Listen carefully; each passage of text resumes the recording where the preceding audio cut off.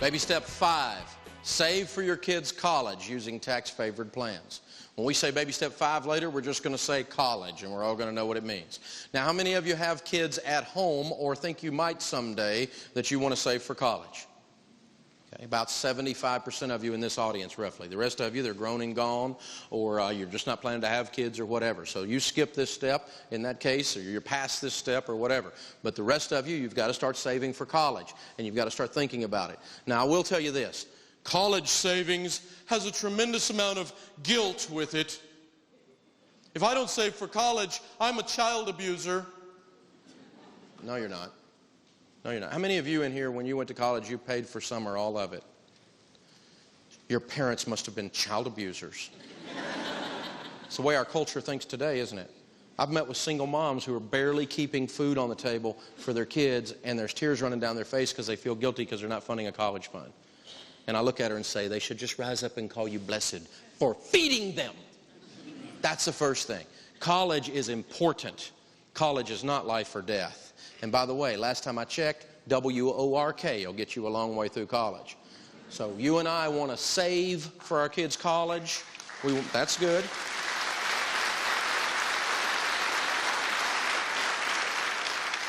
You and I want to save for our kids' college. We want to be a blessing to them, but you are not a bad parent by definition. You are not stupid for never having saved for college. But I do want to put that in the financial plan, and I want to get along here. But everybody wants to move it from back here because they're all guilted and freaked out, and they want to have the college fund funded before baby step 1. And then the alternator breaks, and we clean out the college fund. This is dumb, okay? College is not first. You'll get to it, or you won't, and life will go on. There's these neat things called scholarships and pizza places that let you work there and all these different kinds of things, right? There's ways to get through school if you want to get through school, and student loans aren't the way. So is it important? Yes, it's important. I'm an advocate of education. I teach for a living, so I'm huge on college. But it is not a right that you have because you breathe air, that you have the right to go to college. Did you know there are lots of ways to pay for college without having to take out loans? Here are some ways to keep you from going into debt. Join the military. They have great programs that pay for college. Take testing seriously. You know those bubble tests that you take as a junior or senior that everyone hates, and some even make patterns with their bubble sheets? Some of those tests will offer scholarships if you have a high enough score. Colleges look at those scores and may offer additional scholarships. Check out the federal government's website and your state's website. Ask your counselor about local scholarships. Have your parents check at work. Many businesses offer scholarship money for employees' children. Don't forget about the big organizations. They provide lots of information besides scholarships. Some jobs offer college assistance. Not only can you earn a paycheck, but they will help put you through school. You should never pay anyone to find scholarships for you. Most resources are now on the internet, and they're free. Remember, the more options you explore, the better are your chances of getting free money for college. What we're going to do is we're going to use the Educational Savings Account, the ESA, nicknamed the Education IRA, because it works like the Roth IRA does, but it goes just for college, which is very cool. We're trying to keep them from graduating like the average college senior did last year with $19,000 in student loan debt and $7,000 in credit card debt. So this is out of control. We don't want. It's how you start your life, $26,000 in debt and no job. I don't want to start my life that way. So we're trying to avoid that by saving and investing. Now, the IRA, the Education IRA, the ESA, allows you to save $2,000 a year currently if the phone doesn't ring. Then they changed the law. Check our website, and then you'll be able to stay updated and know what's going on. But currently, you can save $2,000 a year. If you save $2,000 from zero, a baby, to 18 years old, 18 times 2 is $36,000. That money invested at 12% average annual return will grow from, over that period of time, that $36,000 will turn into about $126,000.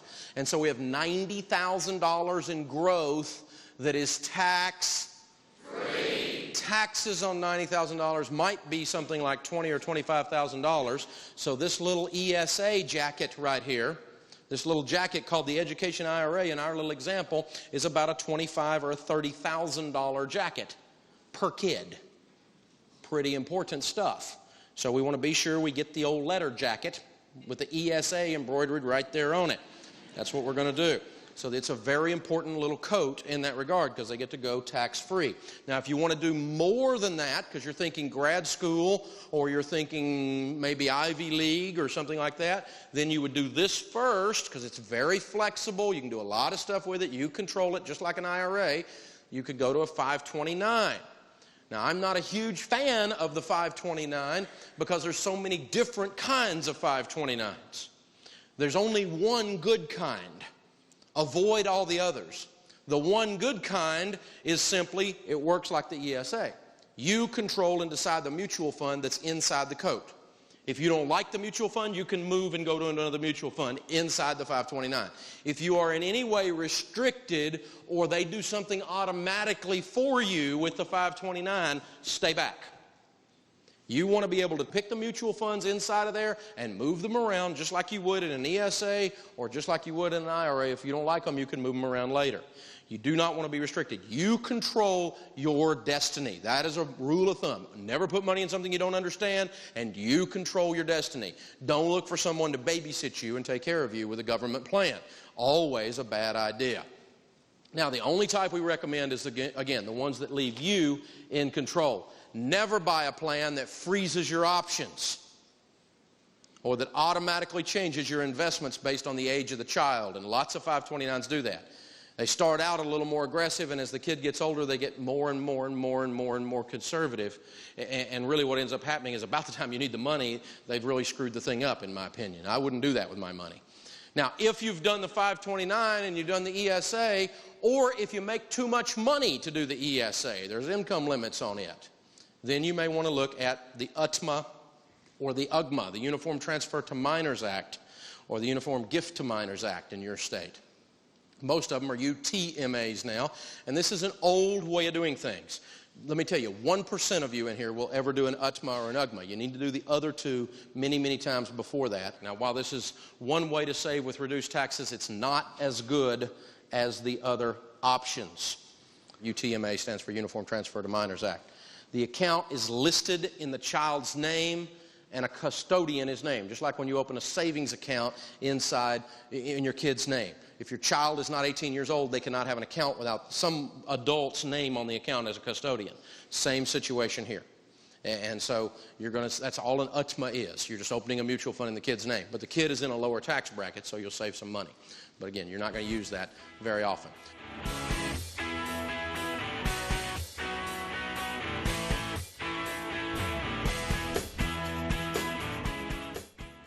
If you're not going to go to college, the college fund, if it is in something like an educational savings account or some of the other tax-protected accounts, is going to be penalized heavily. And so if you've got that laying there, you need to seriously consider that option.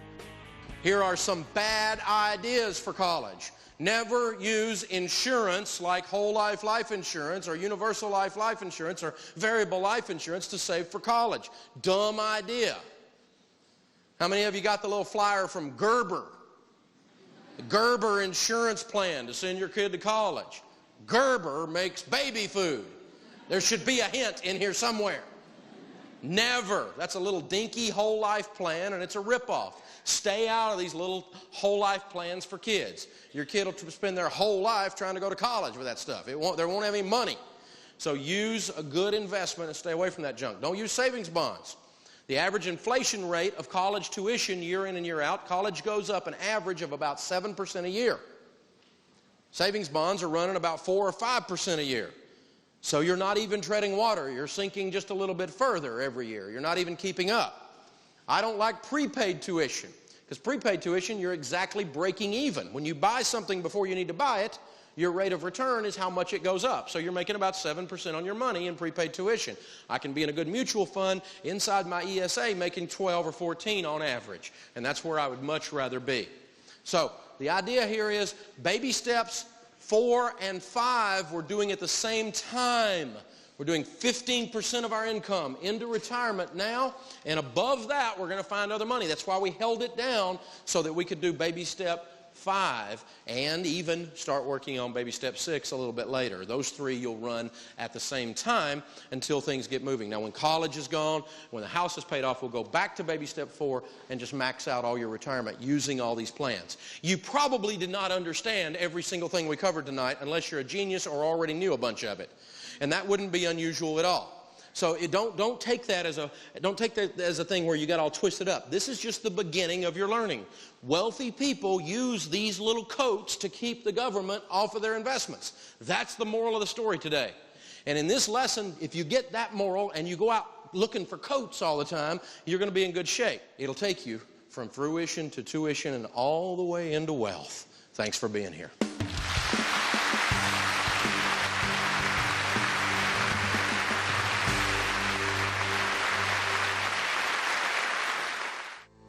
I got through college debt-free. I am proud to say that this coming December I will be graduating debt-free.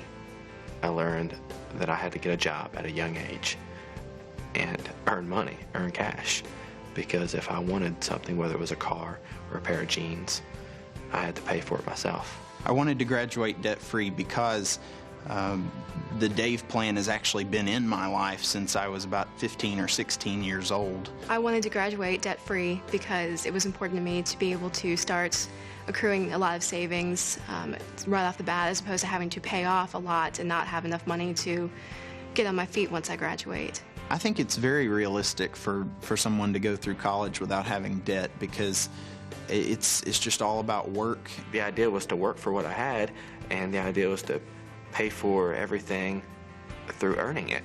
And when you do that, your whole situation's better. If you really try to go through college without having that loan, I mean, you can do it, but it is hard. Hey gang, here are some basics to remember from the lesson. Save long-term in tax-favored plans. A Roth IRA grows tax-free. That means if you have $2 million in your account when you retire, all the money is yours.